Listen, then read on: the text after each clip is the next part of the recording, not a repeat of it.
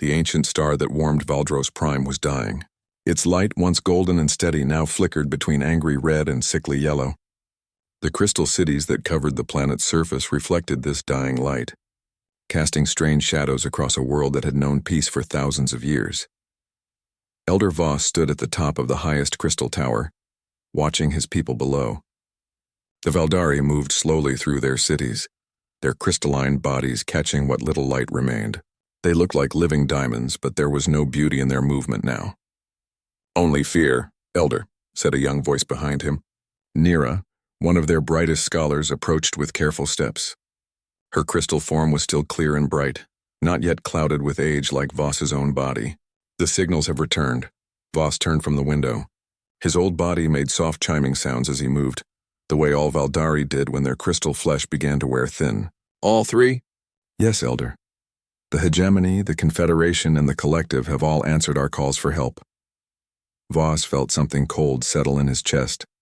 The way Nira spoke told him everything he needed to know. "Show me." They walked together through the crystal halls to the communication center. Other Valdari worked at their stations, their forms bent with worry. The main screen showed 3 different messages, each from one of the galaxy's great powers. The first message came from General Korax of the Hegemony of Worlds. His scarred face filled the screen, his military uniform covered in medals from 100 conquered worlds. "Valdari Council," he said in a voice like grinding metal, "the Hegemony is willing to provide evacuation services. In exchange, you will surrender all crystal technology and serve the Hegemony as vassal workers. We will evacuate your leadership and skilled workers only. Population limit 50,000 individuals."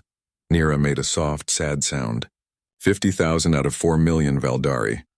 The second message was from Trade Master Zillik of the Confederation. His round, pale face smiled, but his small eyes were cold as space. "Greetings, crystal friends. The Confederation offers our finest evacuation ships. Payment required in advance. 10,000 credits per individual, plus cargo fees for personal items. Family discounts available. Please note, children under age 5 travel at half price." Voss calculated quickly in his head. 10,000 credits per person meant 40 billion credits total. The Valdari had perhaps enough wealth to save 10,000 of their people. The third message came from Prime Logic Unit Zerion of the Zenith Collective. The alien's 3 eyes blinked in sequence as it spoke in perfect, emotionless tones. "Analysis complete. Valdari species shows insufficient adaptation potential. Resource expenditure for evacuation deemed inefficient. Suggestion: accept extinction with dignity. Collective archives will preserve cultural data for research purposes." Silence filled the communication center.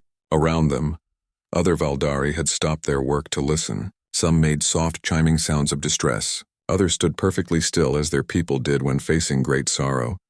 "Elder," whispered Nira, "what do we do?" Voss looked at the 3 messages again. The Hegemony would save 50,000 in exchange for slavery. The Confederation would save 10,000 for money they didn't have. The Collective would save no one at all. For 3 months they had sent their distress signals across the galaxy. Every day their star grew more unstable. Every day their world grew colder and darker. The great crystal forests were already beginning to crack and fall. The vast underground cities where most of their people lived were becoming dangerous as the planet's core grew unstable. "Elder Voss," said another voice. Communications Officer Tan approached from his station. "We have been monitoring the responses. The galaxy knows of our situation. Other species have heard our calls." "And?" Voss asked, though he already knew the answer. "Silence, Elder. Complete silence from all others." Voss closed his eyes. The Valdari had been peaceful for 10,000 years. They had never conquered, never enslaved, never even raised weapons against another species. They had shared their crystal technology freely, had offered aid to anyone who asked. They had been good neighbors to the galaxy. And now, when they needed help, only 3 powers had answered. One offered slavery, one offered bankruptcy, one offered death. "Perhaps," said Nira quietly, "we should accept the Hegemony's offer. 50,000 lives saved is better than none." Voss looked at her, this young scholar who still believed in hope. "And what of the other 3,950,000? Nira's voice failed her. "They would understand, Elder. They would want some of us to survive." Around them, the other Valdari workers had returned to their tasks, but Voss could feel their sadness like a weight in the air. These people, his people, would soon be asked to choose who lived and who died. Parents would have to decide which children to save. The old would step aside for the young. The weak would make way for the strong. Send a message to General Corax, Voss said finally. Tell him we accept his terms. Nira nodded, but her crystal form seemed to dim with sadness. She began to work at her communication panel, her fingers moving slowly over the controls. As she worked, Voss turned back to look at their dying star through the great windows. The light continued to flicker, each pulse weaker than the last. Their scientists estimated they had perhaps 6 months before the star exploded completely, maybe less. In 6 months, the proud Valdari civilization would be gone. Their crystal cities would be dust. Their art, their music, their 10,000 years of peaceful history would exist only in the minds of 50,000 slaves serving the hegemony. Elder, said Tan suddenly from his station. I'm detecting a new signal. Voss turned. Another response to our distress call? Yes, Elder, but it's different from the others. The ship signature is unknown. Not hegemony, not confederation, not collective. On the main screen, a new image appeared. A strange ship was approaching the edge of their star system. It was smaller than the great war vessels of the hegemony, less elegant than the luxury liners of the Confederation, and much simpler than the perfect spheres of the collective. Who are they? Asked Nira. Tan worked at his controls, running the ship's signature through their databases. After a moment, he looked up with confusion in his 3 eyes. According to our records, Elder, they call themselves humans. Captain Park Daeho stood on the bridge of the UES Incheon, watching the dying star grow larger on the main screen. His crew worked quietly around him, checking readings and running calculations.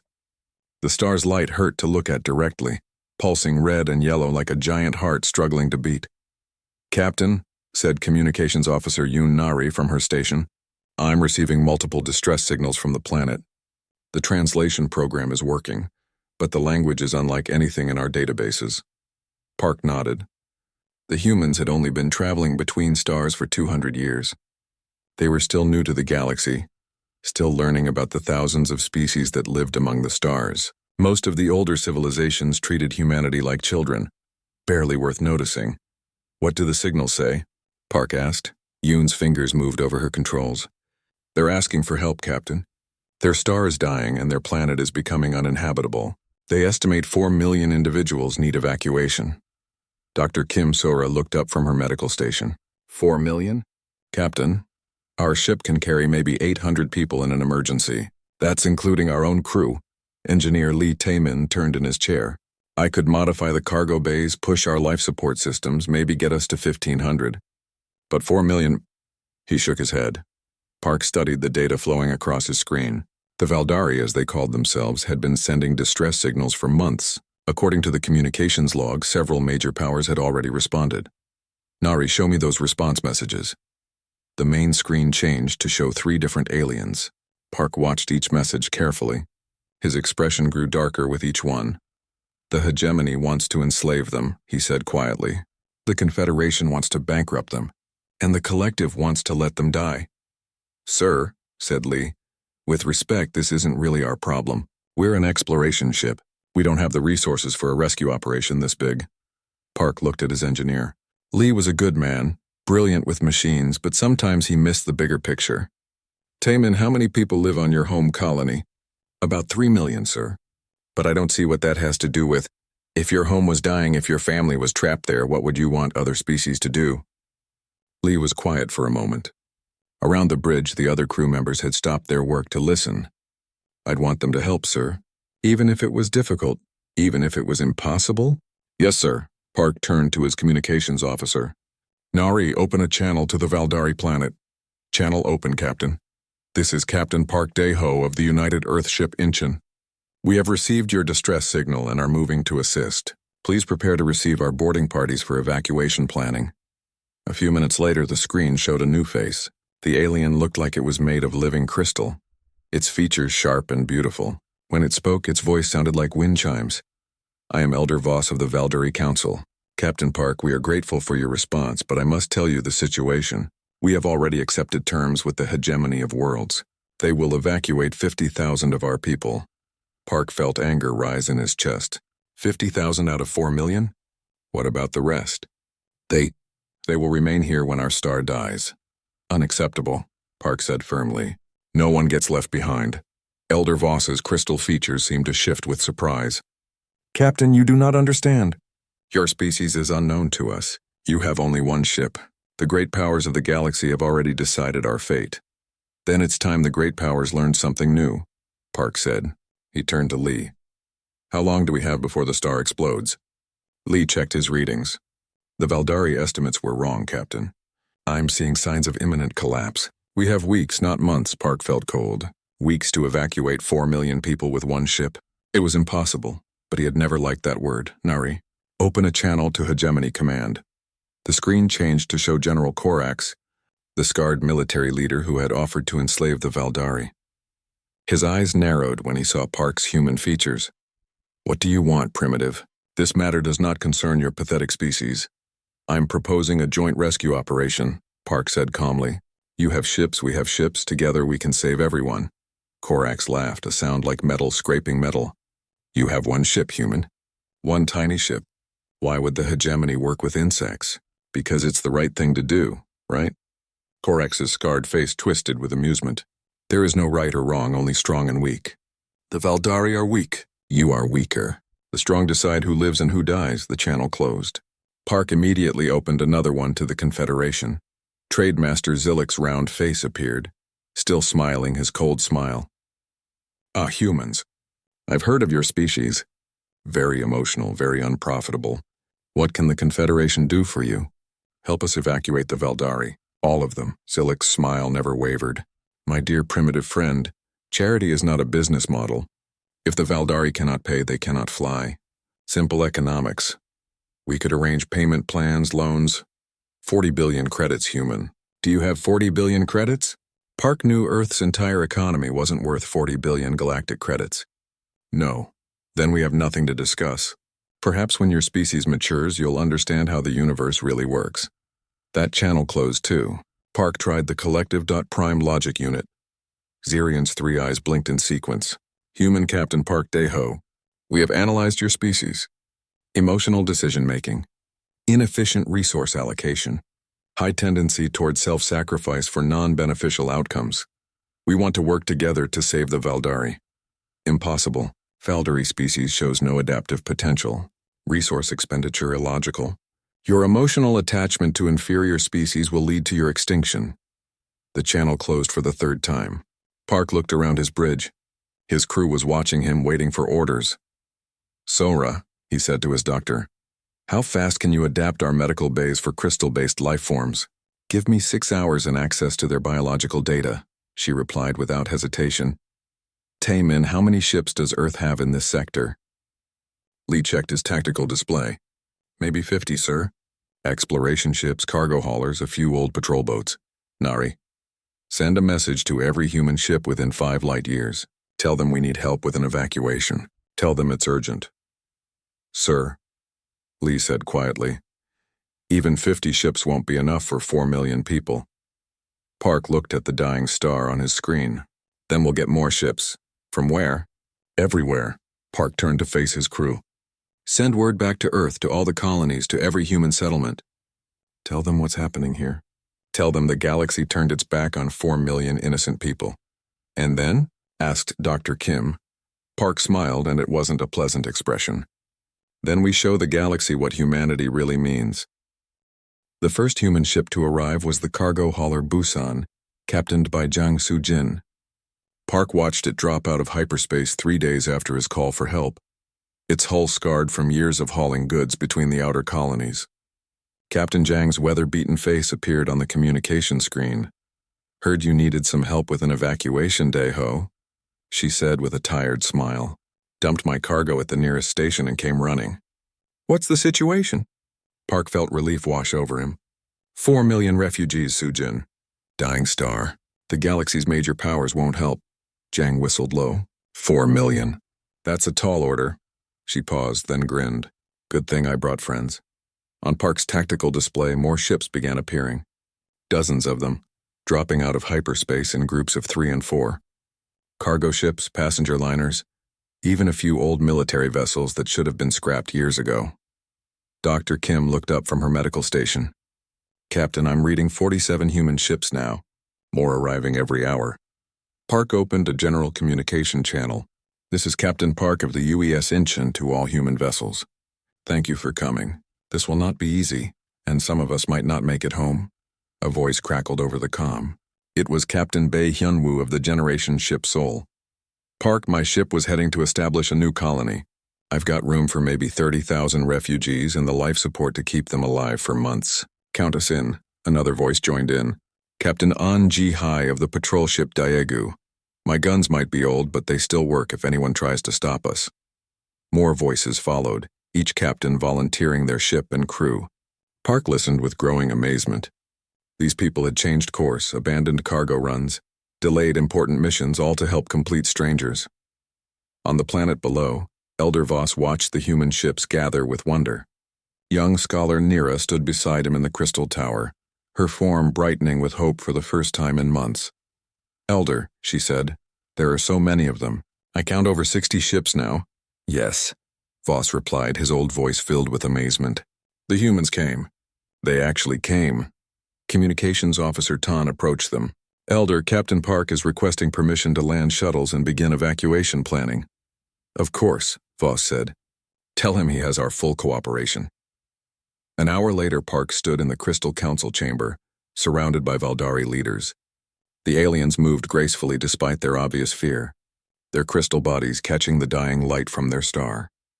Dr. Kim was already scanning them with her medical equipment, learning how their biology worked. "The situation is this," Park said, looking at a holographic display of the planet. "We have maybe 3 weeks before your star explodes. I count about 70 human ships now, with more arriving. At maximum capacity, we can evacuate maybe 200,000 people."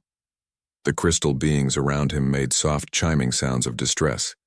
"However," Park continued, "we're not giving up. Engineer Lee is working on ways to increase ship capacity. Dr. Kim is adapting our life support systems for your people. And more ships are coming every day." Elder Voss stepped forward. "Captain Park, we cannot ask you to sacrifice your people for ours. The risks are too great." "You're not asking," Park replied. "We're volunteering." On the human ships in orbit, incredible things were happening.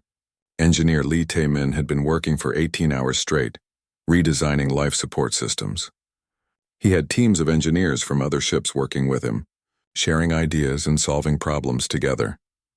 "If we strip out the recreational areas," Lee said to Captain Jang, "and convert the cargo holds to living spaces, we can fit maybe 3,000 people on your ship." "Do it," Jang said without hesitation. "My crew can sleep in shifts and eat ration packs. The refugees need those spaces more than we do." Similar conversations were happening across the human fleet. Captain Bae was converting his Generation ship's colonist quarters. Captain An was removing weapons and armor from her patrol ship to make room for more people. Every human captain was pushing their ships beyond safe limits. Dr. Kim had been working just as hard, studying Valdari biology. She discovered that the crystal beings could survive in lower oxygen environments than humans, but needed higher humidity. Working with Valdari scientists, she began modifying life support systems across the fleet. "The good news," she told Park over the comm, "is that we can pack them tighter than we thought. The bad news is that we'll need to completely rebuild our air recycling systems." "How long?" Park asked. "Give me 4 days." Meanwhile, word was spreading across human space, not just to ship captains, but to ordinary people. Families were emptying their savings to send supplies. Engineers were volunteering for dangerous modification work. Even children were helping, organizing food drives and medical supply collections. On the distant human colony of New Seoul, 12-year-old Park Min-woo watched the news reports with his grandmother. "Grandmother, why are the humans helping people they've never met?" His grandmother, Lee Soon-bak, smiled with old wisdom. "Because that's what humans do, Min-woo. When someone needs help, we help. It doesn't matter if they're family or strangers, human or alien. It's who we are." Back in the Valdro system, the evacuation was beginning to take shape. Shuttles flew constantly between the ships and the planet, carrying engineering teams and medical supplies. The Valdari watched in amazement as humans worked alongside them, sharing food and stories despite the language barriers. Young Nira found herself working with Communications Officer Yoon Nari, helping to coordinate the evacuation schedules. Your people are so different from ours, Nira said through the translation device. How so? Yoon asked, checking her communication panels. We Valdari think carefully before we act. We plan for years, consider every possibility. Your people just do what feels right, Yoon smiled. Sometimes thinking too much stops you from doing what you know is correct. On the 5th day, something unexpected happened. A hegemony patrol ship appeared at the edge of the system. Park tensed, expecting trouble, but the ship's captain requested a private communication. The alien face on the screen was younger than General Korax, with fewer scars and kinder eyes. I am Commander Thex of the Hegemony Vessel Retribution. I've been watching your operation, human. Is there a problem, Commander? Park asked carefully. No problem. I wanted to offer information. Safe hyperspace routes to human space, updated star charts, some medical supplies we can spare. Park was surprised. Why would you help us? Your general made it clear the hegemony wasn't interested. Commander Thex was quiet for a moment. Because watching your people work has reminded me why I became a soldier in the first place. It wasn't to conquer. It was to protect. Similar quiet help began arriving from other sources. A few Confederation merchants offered supplies at cost instead of full price. Some collective scientists shared technical data about hyperspace travel with large groups of refugees. But the best news came from Lee Tae-min. Captain, I think we can do it. If everything goes perfectly, if we push every ship beyond its limits, if we use every trick I can think of, we might be able to evacuate everyone. Park looked at the engineer's exhausted face. Might? 70% chance, sir. Maybe 80 if we get lucky. It wasn't enough. But it was hope. And sometimes hope was all you needed to do the impossible. The evacuation had been running for 10 days when Park realized they were going to succeed. Standing on the bridge of the Incheon, he watched the numbers scroll across his screen. 3,200,000 Valdari had already been moved to human ships. The crystal beings filled every available space, sleeping in cargo holds, medical bays, even corridors. Captain, said Communications Officer Yoon Nari, I'm getting reports from across the fleet. The Busan has 4,000 refugees aboard. The Seoul has 35,000. Even the little patrol ships are carrying hundreds. Park nodded, but he couldn't relax yet. Outside the windows, the dying star pulsed more violently than ever. Dr. Kim's latest scans showed they had maybe 4 days before it exploded completely.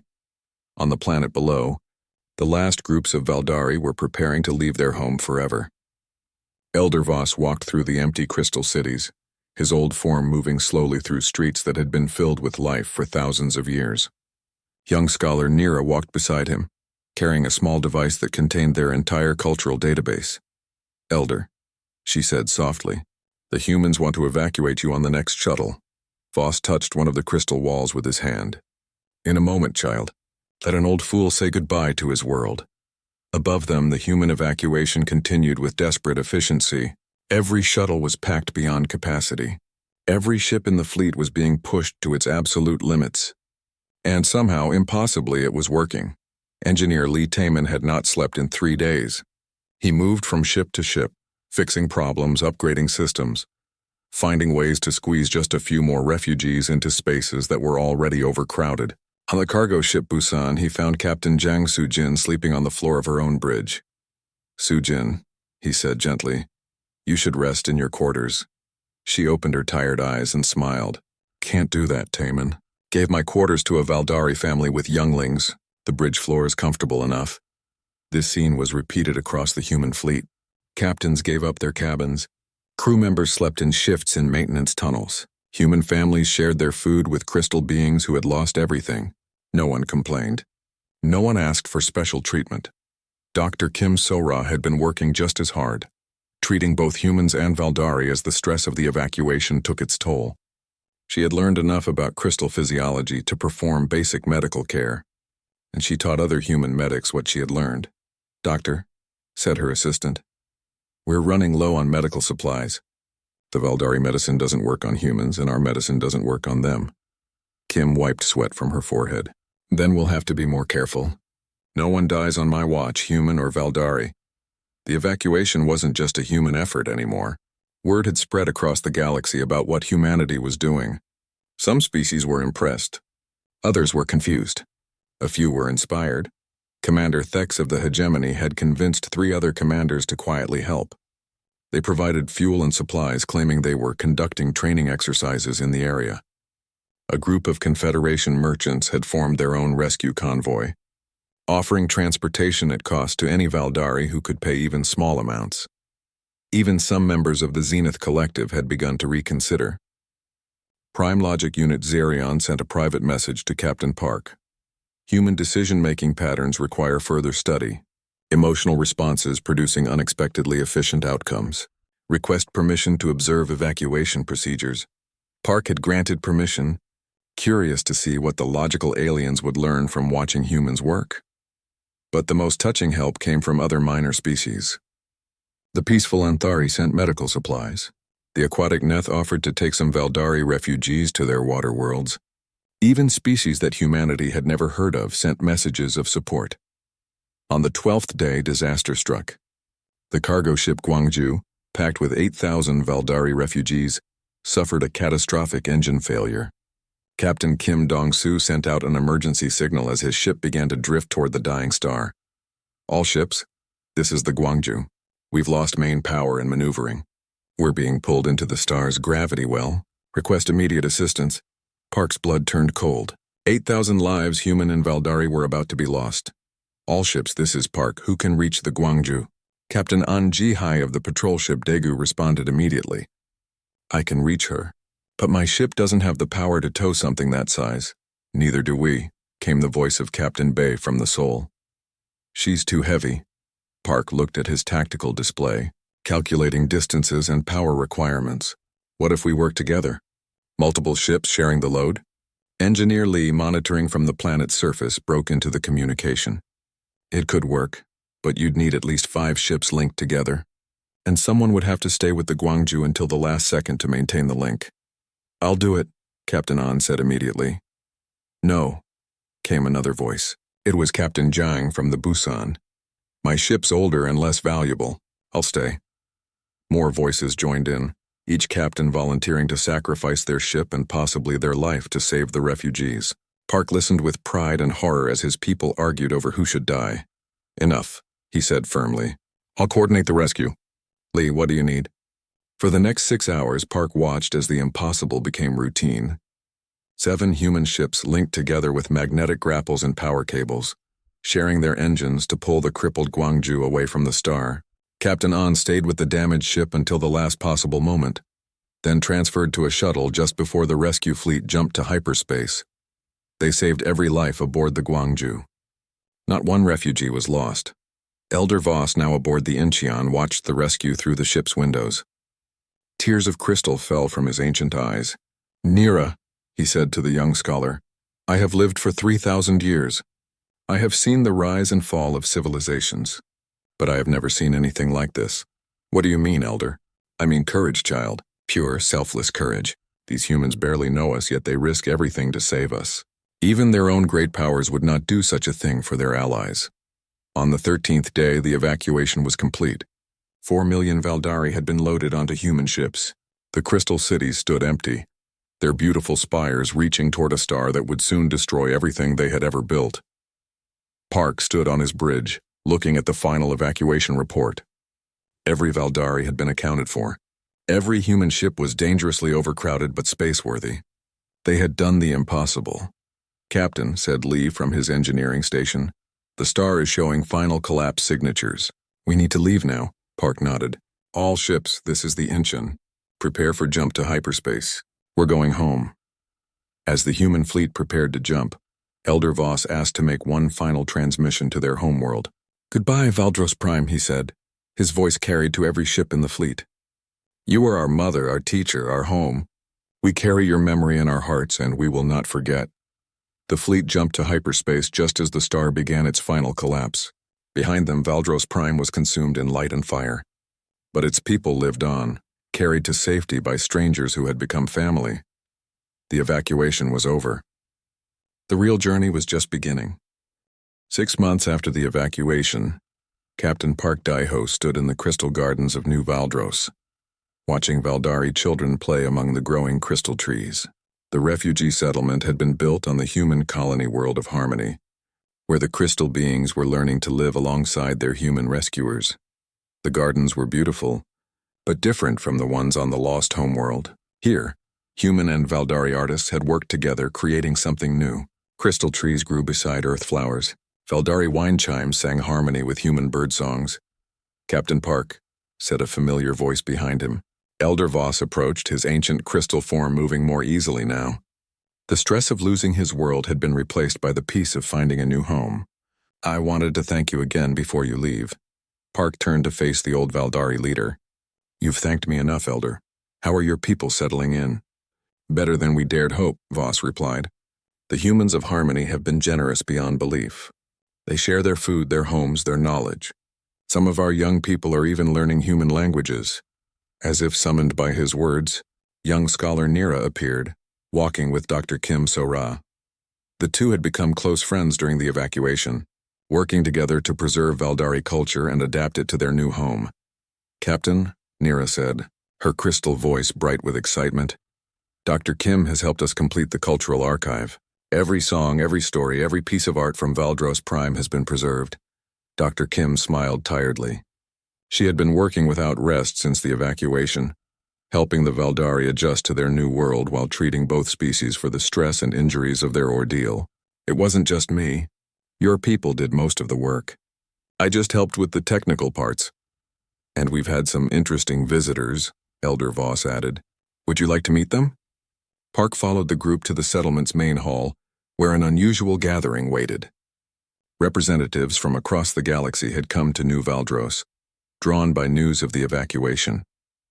Commander Thex of the Hegemony was there, no longer wearing military uniform but simple civilian clothes. "Captain Park," he said with respect, "I've requested transfer to civilian service. I want to help with refugee assistance programs."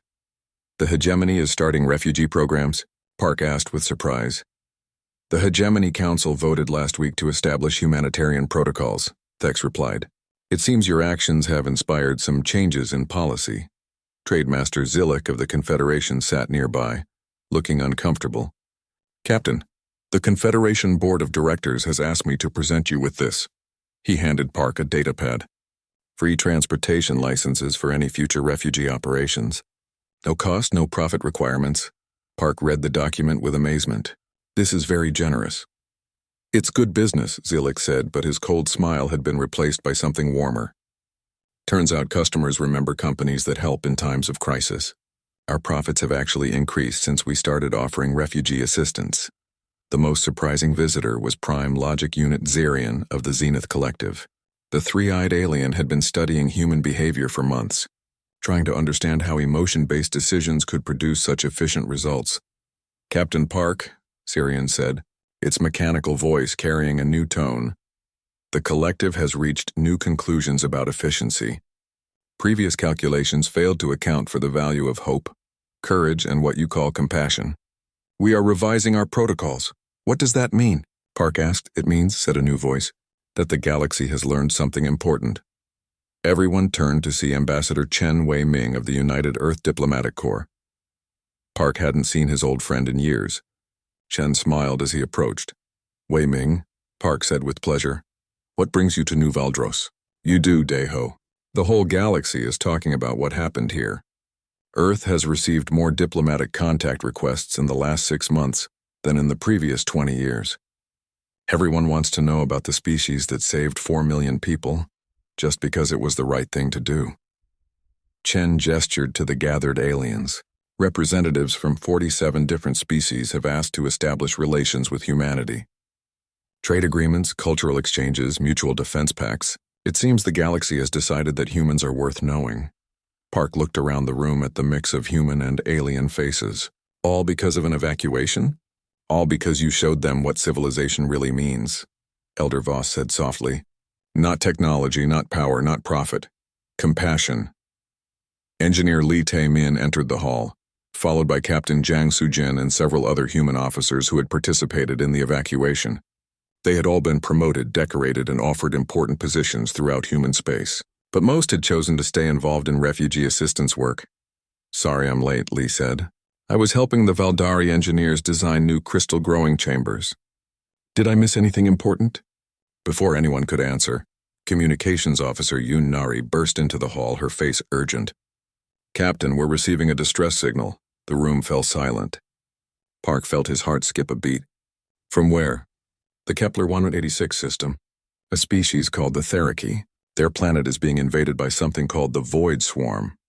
They're requesting immediate evacuation assistance." Park looked around the room at the gathered humans and aliens. 6 months ago, humanity had stood alone when they chose to help the Valdari. Now they had allies, friends, and resources they had never imagined. "How many Theraki need evacuation?" he asked. 7 million, sir." The room erupted in activity. Commander Thex was already reaching for his communication device to contact hegemony ships. Trademaster Zillik was calculating shipping requirements. Prime Logic Unit Zirion was running efficiency calculations for large-scale evacuations. But it was Elder Voss who spoke the words that mattered most. "Captain Park, the Valdari would be honored to help rescue the Theraki.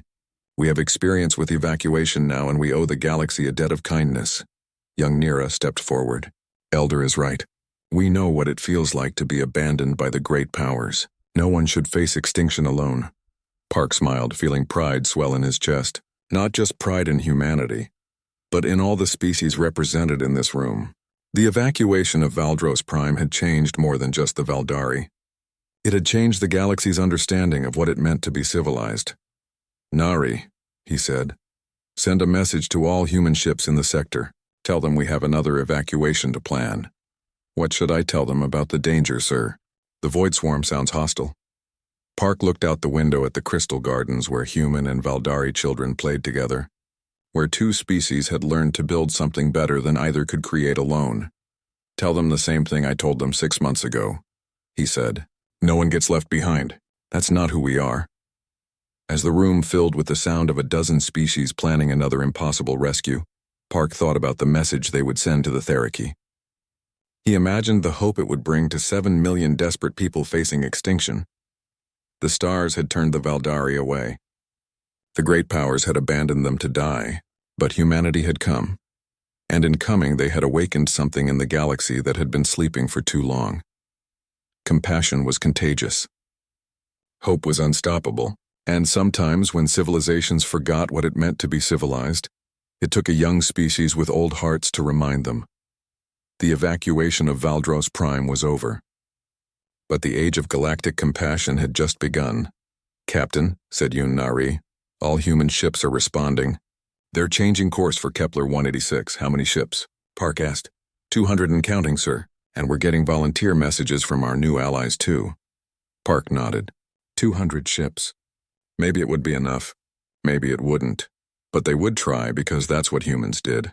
That's what their friends did now, too.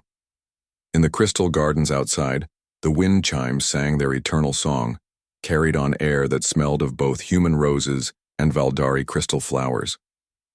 It was the sound of home. It was the sound of hope. It was the sound of a galaxy learning to be better than it was. The stars might die, but compassion was eternal. And wherever it was needed, humanity would answer the call.